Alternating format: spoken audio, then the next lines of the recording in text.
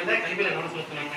அதை சொல்லி தான் நம்ம கவனம் செலுத்த முடியும். ஏன்னா நம்ம தாய்நாட்டில் நம்ம கஷ்டப்பட்டு ஒரு பள்ளிக்கூடமா படிக்க வைக்கிறேன்.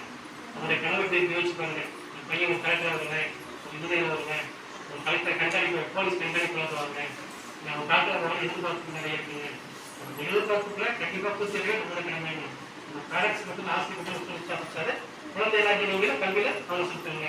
அந்த மாதிரி கல்வியில கவனம் செலுத்த கண்டிப்பா நீங்க வாழ்க்கையில கண்டிப்பா உயர்ந்ததை அனுப்பீங்க.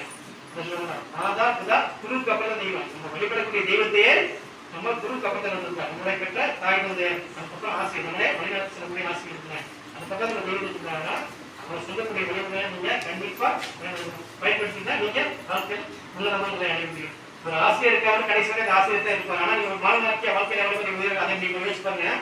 இன்னைக்கு பணமா இருக்கீங்க, நாளைக்கு ஒரு காலேஜ் போறீங்க, ஒரு டிகிரி முடிக்கிறீங்க, ஒரு ஐஏஎஸ் ஐபிஎஸ் ஆனா அந்த திரும்ப யார் சேரணும்?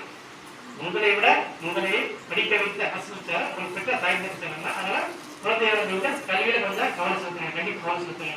இந்த ஸ்கூலை பற்றி சொல்ல வேண்டிய அவசியம் இல்லை. பிள்ளைங்க எல்லாமே ரொம்ப அவேர்னஸா இருக்குங்க, ரொம்ப சாதிக்கக்கூடியது தான் இருக்கிறீங்க. அதே மாதிரி மற்றவர்களுக்கு உதவக்கூடிய மனப்பாடம் வச்சுக்கோங்க. ஒரு இடத்துக்கு போறாங்க, ஒரு ரோட்ல போறோம், அடிப்படிக்கல இருந்தாலும் நம்ம பார்த்து போக முடியுமா? இதுவே நம்முடைய தாய் தந்தையாக இருந்தாலும் அல்லது மன தந்தையை நம்ம பார்த்துட்டோம்னா இந்த உலகத்தில் பிறந்த அனைவருமே நம்முடைய உலகம் நடத்தவங்க. அப்படிங்கிறது யாராவது நீங்க ரோட் அடிப்பட்டாலும் நீங்க செய்யக்கூடிய முதல் வேலை ஒரு தீயணைப்புத்துறைக்கோ அல்லது காவல்துறைக்கோ கண்டிப்பா நீங்க தகவல் தெரிவிக்கணும். நீங்க சரியான தகவல் நீங்க தெரிவித்தீங்கன்னா உங்களுக்கு அரசாங்கம் வந்து உங்களுக்கு 5000 ரூபாய் சம்பளம் கொடுக்குறாங்க. படிச்சிருக்கீங்களா? உங்களுக்கு அரசு வந்து உங்களுக்கு 5000 ரூபாய் சம்பளம் கொடுக்குறாங்க. எதுக்காக கொடுக்குறாங்க? உங்களை ஊக்குவிக்கணும். ஒரு விஷயம் பார்த்தா நீங்க கண்டிப்பா பார்த்து போகக்கூடாது. உங்களுக்கு உணர்வை சொல்லணும். மற்றவர்களுக்கு உதவி செய்யக்கூடிய ஒரு பண்பாட்டை வளர்க்கிறதுக்காக இந்த மாதிரி உணர்வு கொடுக்கணும். அதனால குழந்தைகள் நீங்கள் இந்த மற்றவர்களுக்கு விட்டுக் கொடுக்கக்கூடிய மனப்பான்மையை நீங்க வளர்த்துக்கணும். மற்றவர்களுக்கு உதவி செய்யக்கூடிய மனப்பான்மையை நீங்க வளர்த்துக்கணும். நீங்க ஒரு ஸ்கூல்ல தாண்டி போனீங்கன்னா உங்களுக்கு என்சிசி இருக்கும். என்சிசி தெரிவிங்களா? என்சிசி என்எஸ்எஸ் சொல்லி நிறைய ஸ்கீம் இருக்கு ஸ்கூல் சம்பந்தப்பட்ட விஷயம்.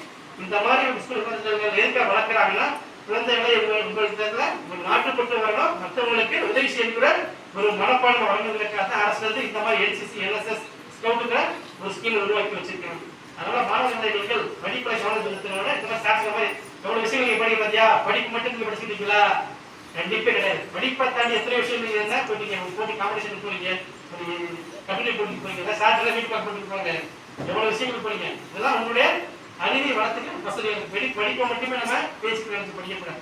அந்த படிப்பை விட்டு வெளியே நிறைய எக்ஸ்ட்ரா விஷயங்கள் இந்த மாதிரி விஷயங்களை பண்ணும்போது அந்த மாதிரி செயல்பாடுகள் நம்மளுக்கும் நம்மளை சார்ந்தவர்களுக்கும் கண்டிப்பா பெருக்க தரக்கூடிய விஷயங்கள் அமையும்.